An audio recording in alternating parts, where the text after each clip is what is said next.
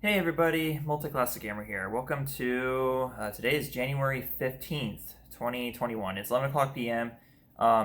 So this is gonna be yesterday's vlog by the time you guys see this, but just know that I recorded it last night because I'm actually recording this ahead of time because the rest of the night after recording this vlog, I'm gonna be participating in game night with friends, and I wanted to get this over with first because game night typically takes up the rest of the night for me. So better get this recording done, and that way I can edit the video later and have it uploading while I'm at work tomorrow.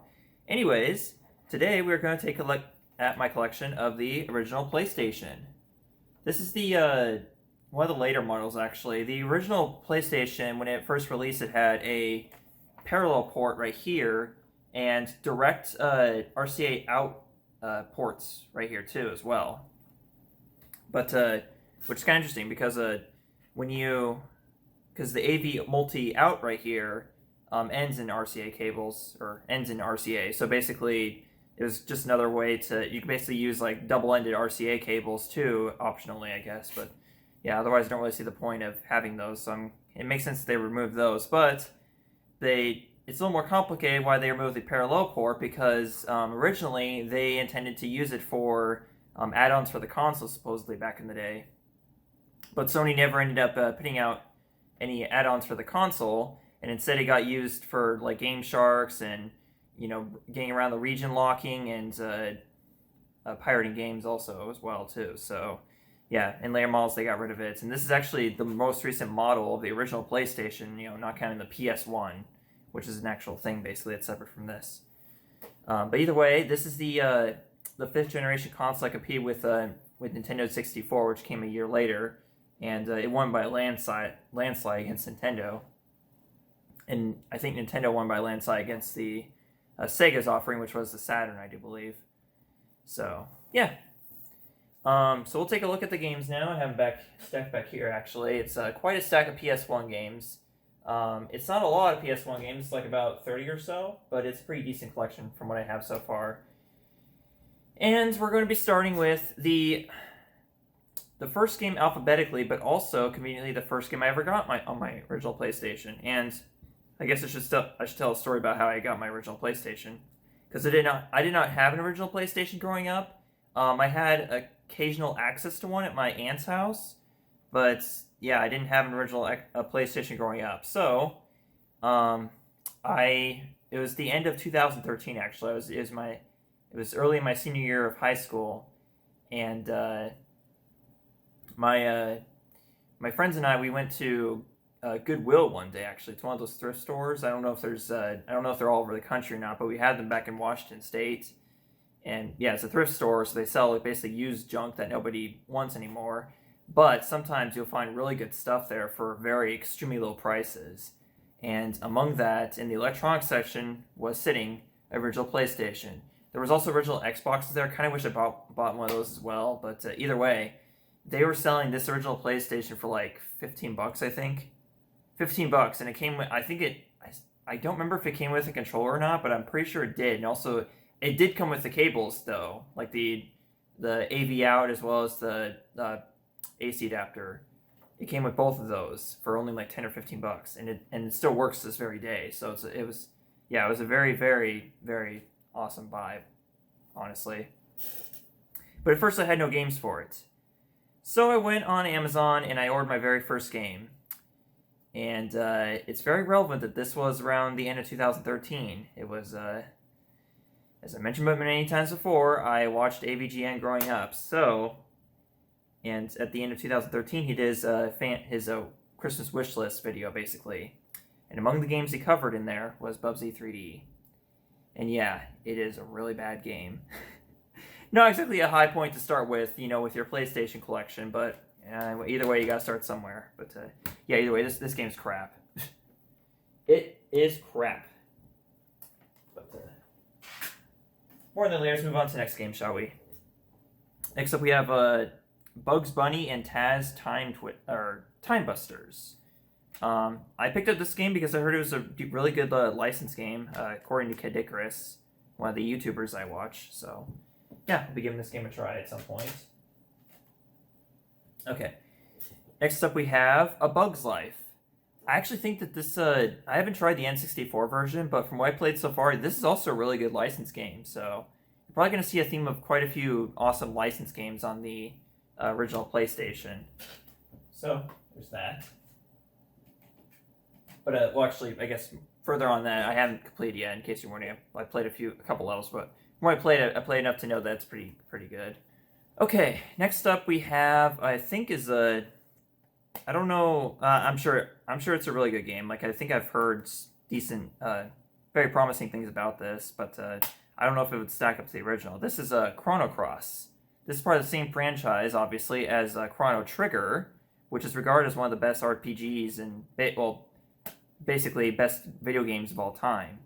And this is also the first 2-disc game on the PlayStation. So, yeah, Square Enix basically went with Sony, basically over the fact that Nintendo continued to use cartridges for their N64, and they could not fit their RPG games on N64 cartridges. Well, they couldn't fit them on discs either because they had to split this into two discs. So yeah, that's just how massive the Square Enix games were. But yeah, Chrono Cross. I haven't heard much about it, and I've thought about maybe doing a blind LP of it someday. Maybe after doing a blind LP of Chrono Trigger, but who knows. So just a thought. I mean, obviously I got the greatest hits version, but whatever. I don't care. I don't care so much about having greatest hits stamps on my game collections that much. Next up we have Cool Borders 3. This is one of the... So there's going to be games in this collection as well where I got them from that coworker who didn't want his games anymore, so he just gave them to me for free. So this is one of those games, basically. So that's the only reason I have it currently. But now we're going to start to get into the classics here. First of all, we have the original Crash Bandicoot, which I did play through. I did not complete, but I beat it. So, yeah, there's that. Happy to say that I actually beat the original Crash Bandicoot game.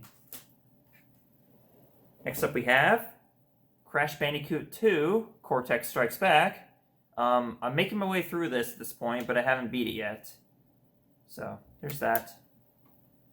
But when I played, it's definitely better than the first Crash game. I wasn't a big fan of the Crash game without relentlessly punishing it as. Next up, Crash Bandicoot Warped, or Crash Bandicoot 3, because it's got 3 highlighted on the clock there on the background, which is pretty cool. I'm pretty sure I'm sure it'll be my favorite of the trilogy, I'm willing to bet. Next up we have Crash Team Racing. Got all the original Crash Racing game, which reminds me very much of, like, it gives off strong Diddy Kong Racing vibes, basically, and it's kind of got a similar concept going for it, basically. And finally, the 5th and last Crash game on the PlayStation, Crash Bash, which is not as well regarded as the other 4, but oh well. Crash is, well, it came out around the same time as the original Mario Party, so it's not really ripping off Mario Party that much, or maybe it's trying to, I don't know. Next up we have Croc Legend of the Gobbos. Played a little bit of this, and yeah, it's pretty meh from what I played so far, but I guess I'll have more opinion on it as I play more of it. Okay, next up we have the original Destruction Derby. From what I've heard, this is not a very good game. It would be the sequels that you want to try, not the original. But, and I believe this was on the PlayStation Classic when that came out back in a few years ago. By the way, I haven't gotten the PlayStation Classic yet. So, I don't really have anything to say on it at this time. With this. Here we go. Okay, next up we have Lilo and Stitch. Disney's Lilo and Stitch, to be specific. And in the PAL region, this game is known as Lilo and Stitch Trouble in Paradise. But it's very similar to Crash Bandicoot from what I've seen of the gameplay. Like, it's got very similar gameplay to it. Okay, next up we have a true classic, Final Fantasy VII. How can you own a PlayStation and not own Final Fantasy VII on it? Once again, oh my god, this is 3 discs. This is a 3-disc game right here. Well, good thing I got all 3 of the discs. I mean, geez. I can't even imagine what it's going to be like trying to play a 3-disc game, like having to change out the disc like every few hours or so. We got the original Frogger. Well, not the original Frogger, but the Frogger game on the original PlayStation, which is basically kind of a like a 3D well, not 3D, but like just an adaptation of the original arcade formula.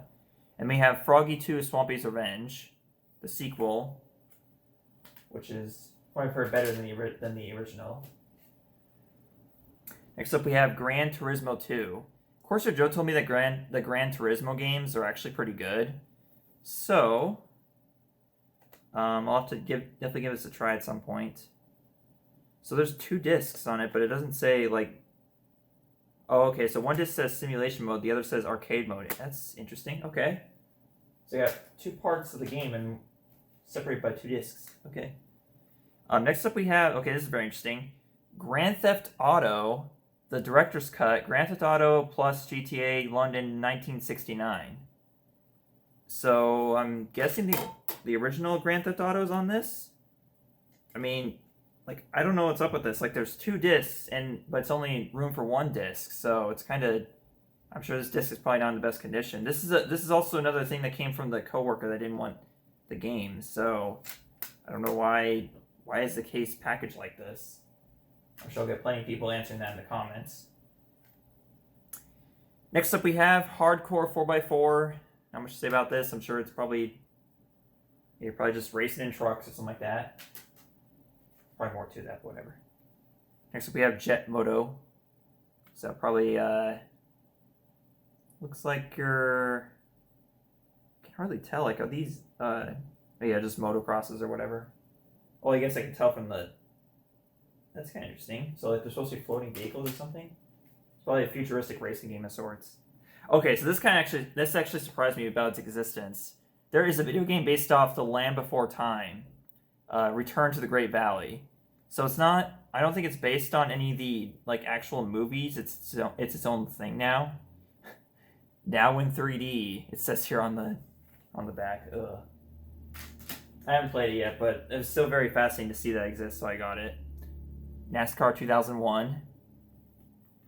So there's that.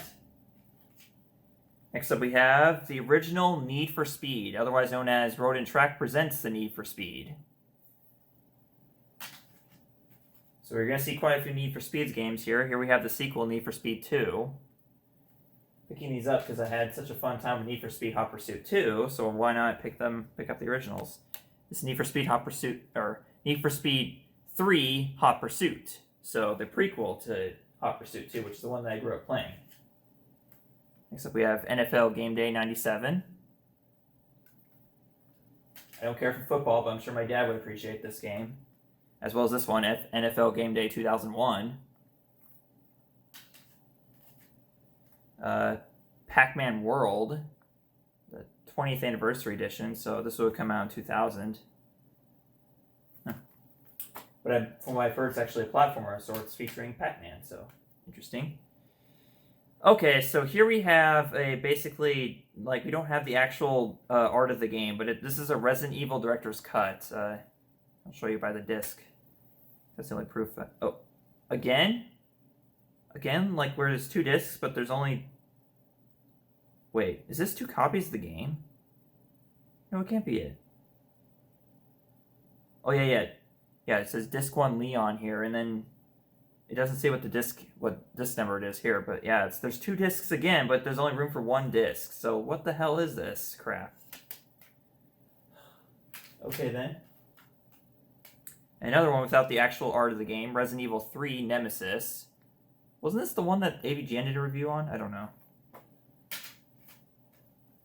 I don't have much experience with Resident Evil games quite yet. Next up we have Rugrats Search for Reptar. Little known about the Rugrats games. But again, I heard some of them are decent third-party games, so might as well give them a try. Rugrats in Paris, the movie. And now the one I've done Let's Play on, SpongeBob SquarePants Super Sponge, the only SpongeBob game on the original PlayStation, and also the second SpongeBob game ever.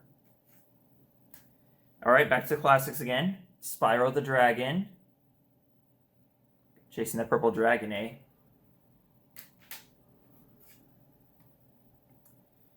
Next up we have... Oh, what the hell? Why are they out of order? Okay, for some reason it's the third game next, but yeah. Spyro 2 Ripto's Rage and Spyro Year of the Dragon. So, So I only got 3 games on the original PlayStation. That's the only ones that the original developers were involved in. Stuart Little 2. It's been decades since I've seen that movie. I'll have to check it out or see it again before I watch or play the game. All right, next up we have Tetris Plus. I've heard this is not a good increment of Tetris, so I don't know. I just heard, okay? Oh boy, this is another classic on the original PlayStation. Twisted Metal. How could you not love Twisted Metal? So many fond memories of that game. WF Warzone. So wrestling game, not my forte, but whatever.